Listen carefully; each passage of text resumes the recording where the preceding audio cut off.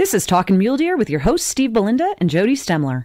Talkin' Mule Deer takes you on a journey to learn more about the Mule Deer Foundation, mule deer and black-tailed deer biology and management, tips and tactics for hunting, conservation issues, and even features some of our corporate and celebrity partners. Now, let's start talking mule deer.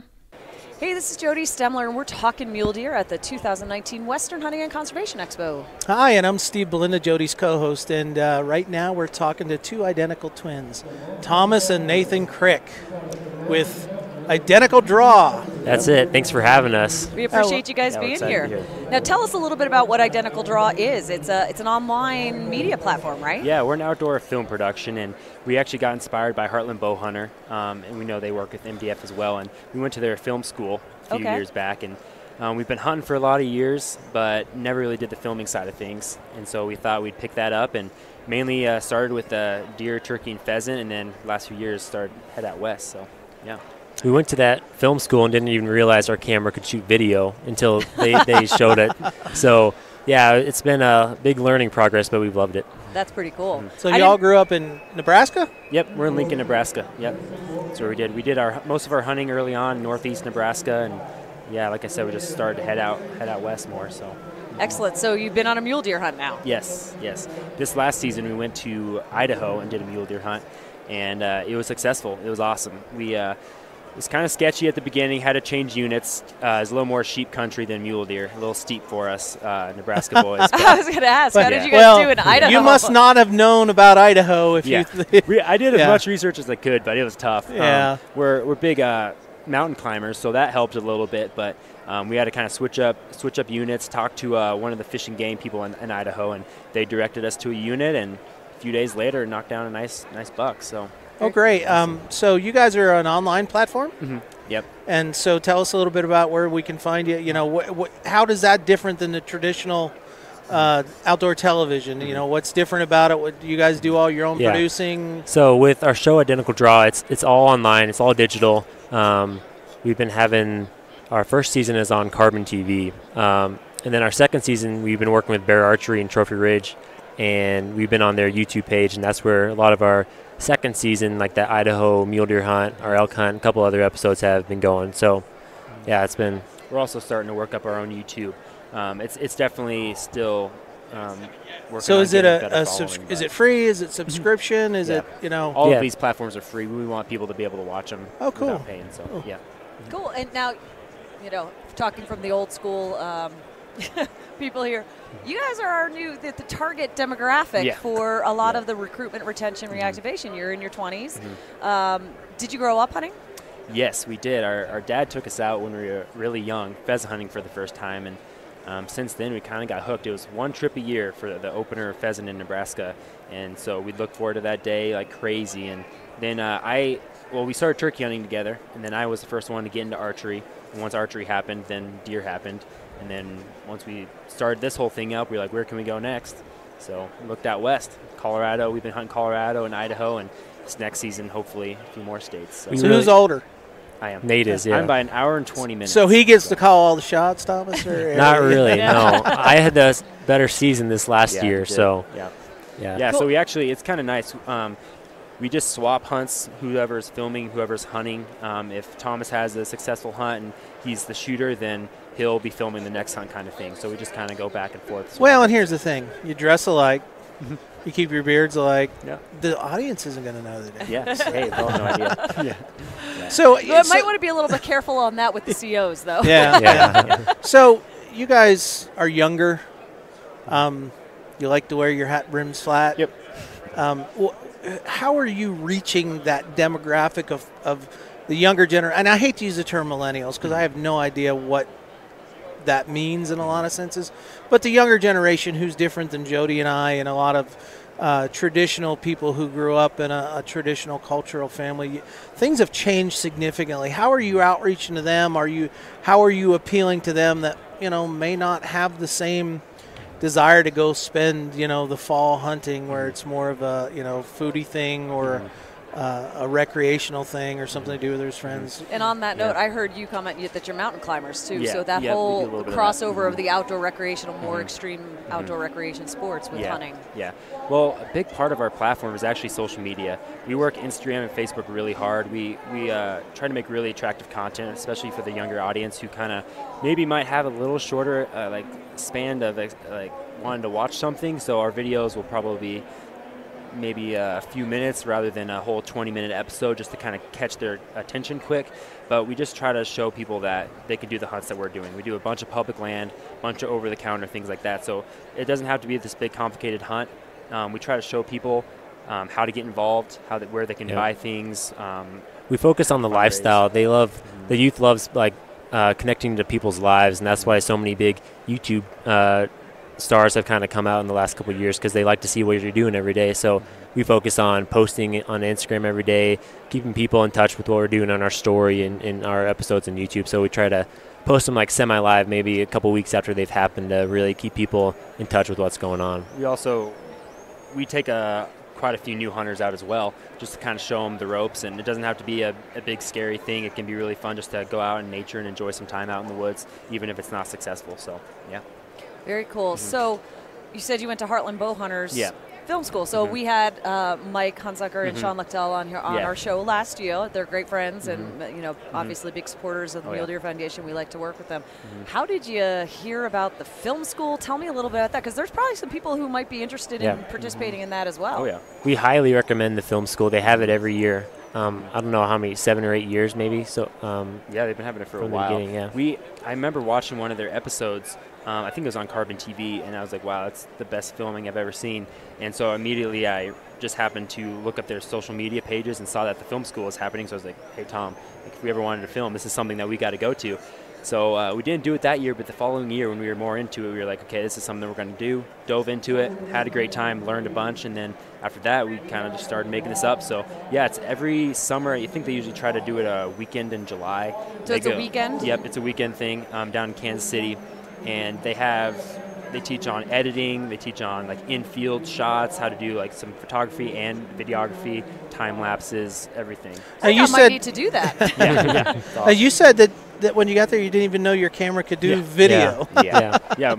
Our parents had a DSLR, but they just used it for like sports, for like taking some pics of us and stuff. And I worked with it for like an hour figuring it out, and all of a sudden you're shooting video. I was like, okay, here we go. So, well, I keep getting cameras that have all the ability, and I go, once I get that camera, I'll be able to do this stuff. Well, it's not so easy, is it? Yeah, I mean, I've got the drone, the DLSR, the GoPro, and now the phones do tremendous stuff. And it's I always say I'm going to take the time to get that, and I mean, I am going through to get my drone license right now, so I can actually get paid for some of the aerial footage that I do. But it just is something you got to commit the time to. It's very time consuming, isn't it? There's a huge learning curve. Like, we're still learning on all our camera equipment, lenses, just how you want to start. It just from step one to now, there's been a lot of learning. It's also in becoming hunters first and then learning how to film. We've had to really slow down, because when you're filming a hunt and getting the whole storyline, you've got to really step by step. It's making entertainment. It's not hunting in a lot of ways. Yeah. So. If the shot's not there on the camera, the shot's not there with the bow either. Yeah. So, So where was your first hunt? What happened? How did it turn out? What'd you learn from it? You want to take that one? So our first hunt ever would have been, a pheasant hunt. But I guess our first filmed hunt. Let's see, what would it have been? Would it have been a turkey hunt or a deer hunt? I think we started with the film for turkey first, which is awesome. Turkey's definitely easier. So they're so much fun to hunt, though. Yeah. I think I got my first turkey in 5th grade, and then since then that's kind of when we started going crazy with it. But filming it, that was definitely our first one. So when did you do your first mule deer hunt? First mule deer hunt would have been out west in Nebraska, coming up on 3 years ago. We go out hunting some public land in the Sandhills out in northwestern Nebraska. And Spot and stock? Spot and stock, yep, in the Sandhills. It's difficult to... So public lands in there, is that like Valentine National Wildlife Refuge? Or right. Shadron National Forest. Nebraska National Forest.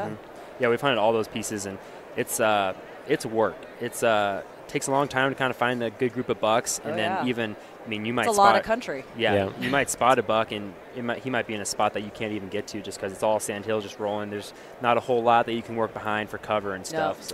So in a previous organization I used to work for, we had a television show, and our host, who did a lot of the producing, would come and say, just relax, we're not going to force ourselves.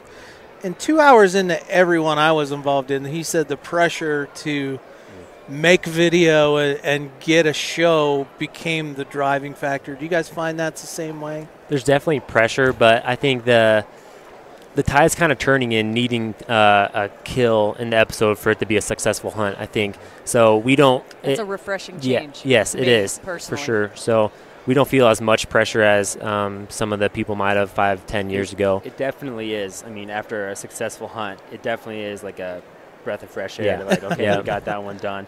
But we definitely... I mean, we still make a bunch of episodes that aren't successful because that's what hunting. happens. That's the reality. We like to show. We like to show our viewers that this is like actually how it is, and that's what they experience as well. So Jody and I both have degrees in wildlife biology. We've both worked as biologists. Do you work a conservation message into your hunts and into the background? Do you do that homework to let folks know this isn't just a bunch of young 20-somethings fits going out there to harvest an animal and show the horn porn, but really about what is really going on in conservation? Yeah, we do. We every tag we buy, we talk about what this money's going to, kind of thing.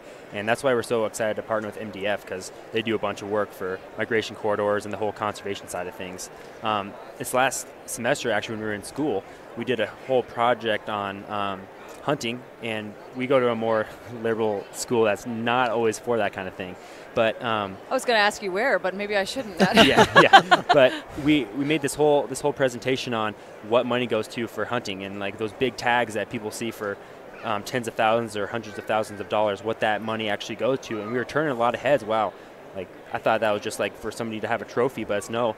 This money's going to important things, important causes that are going to help that population, help that habitat in that area, kind of thing like that. So we definitely focus on those. You saw a shift in people responding? Oh, yeah. Yep. For our 2019 episodes, we're also working with Mule Deer Foundation to, we're going to get some information on the units we're hunting, and we're going to show our viewers and kind of describe how it's possible for us to be hunting those units and the work that's being done by Mule Deer Foundation and the volunteers. So we stress that you can't be a freeloader in a sense. You need to be a part of these organizations, be a part of these nonprofits, because they do a huge bulk of the work and allow you to be able to get out and hunt great public lands. So, well, we appreciate that. Getting that message to a new audience is very refreshing. We work with a lot of different groups and a lot of different celebrity and television shows, and you're hitting a niche that nobody else does, and that's huge. So tell us a funny story, an embarrassing story, something that's happened that's extremely memorable in your short filmmaking or career. Your favorite. You don't have to embarrass yourself on not so live radio. I don't know. I would say just like a great story that we have together is my first ever archery hunt that we did together. I was shooting a really cheap bear bow, and we were in northeast Nebraska doing some turkey hunting, and we had a decoy out at about 15 yards, and I just had one box call that I was using this whole time, and Thomas was in the blind too. And I just remember this hunt because it was like the first one where we really like got that feeling in your stomach that this is crazy. It was the first hunt our dad let just us two go out on the hunt. So how old were you? 7th grade. Oh, fun. Yeah. And so we called in these huge toms, 2 toms. I think it was a youth opener in Nebraska, and they came up and attacked the decoy, and it was crazy. And I shot one with my bow for the first time, and that was one of our biggest starting points of, wow, this is something that we love. We're gonna be addicted to this our whole lives. And I remember our dad kind of coming up to this like, man, I'm never gonna let you guys hunt by yourselves again. Like, this isn't fair. We need to split you guys up. So we've been a dynamic duo since that day, I think. So. Okay, on that dynamic duo, I mean, your siblings, how's that working out as business partners too? Everybody's like, man, you guys are brothers, you must fight a lot type of thing, but it's like, honestly, if you got that identical twin thing going on? Yeah, if we ever have disagreements, it's like, it's really easy to work them out because we're first brothers, and then next we're kind of like co-owners of a business together. So we always have similar ideas, I would say, too. We're always kind of on the same page, and if there's a disagreement, we get to the bottom of it by the end of the day, that's for sure. So how long does it take? So you go out, you film a hunt, successful, unsuccessful. how soon do you get that up? What process do you use? Do you guys do your own editing, production? Yeah, we do all of our own editing, all the post-production. We actually have a guy in Lincoln that makes music for us, so it's all pretty home-based. But yeah, we learned we used the Adobe, like After Effects and Premiere Pro, Photoshop, all those things, just all self-taught. It takes a lot of time, and it's tough, especially during the season if we're working on some episodes when we get back from a hunt.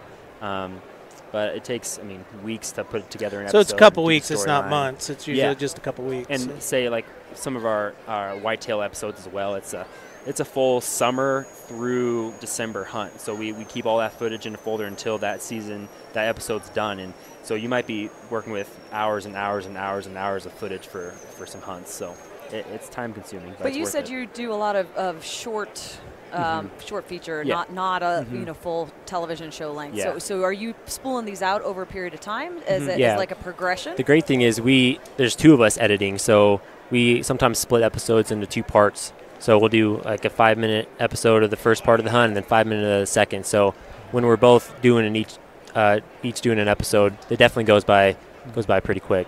We can get once the hunt's over, we'll try to like get all the footage and put together a really short, like 30-second to a minute promo that we can just get out for people to see, like something that's really like makes people watch it, catchy music, really catchy like opening shots, stuff like that.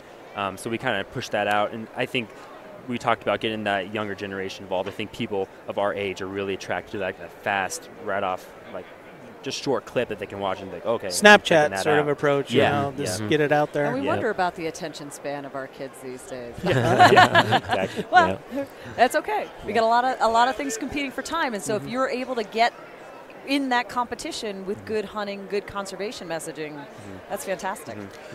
So 2019, you guys said you're applying for a bunch of different states. What's on your bucket list for 19 and beyond? We definitely focus on over-the-counter so that our audience can relate, but we are definitely going to be heading back to Idaho, Colorado, Nebraska.